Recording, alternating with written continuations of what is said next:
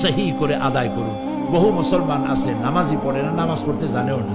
নবী করিম সাল্লাল্লাহু আলাইহি ওয়াসাল্লাম বলেছেন, সাল্লু কামা রাআইতুমুনি উসাল্লি, নামাজ পড়ো সেইভাবে যেভাবে আমাকে তোমরা পড়তে দেখো। সুবহানাল্লাহ।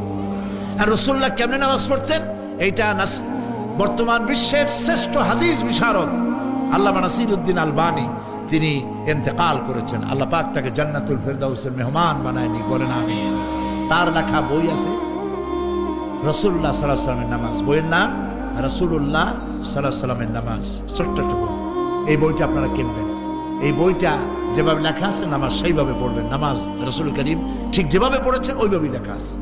আপনি আন্দাজে পড়লে হবে না, টুকুর টাকুর করে কয়েকটা সেজদা দিলেই হবে না। তা দিলে আর কান, একটা সেজদা থেকে আরেকটা সেজদার মাঝখানে সময় দিতে হবে, রুকু থেকে দাঁড়ায় সময় দিতে হবে, ধীরে ধীরে নামাজ পড়তে হবে। অথচ আমরা নামাজ পড়ি সব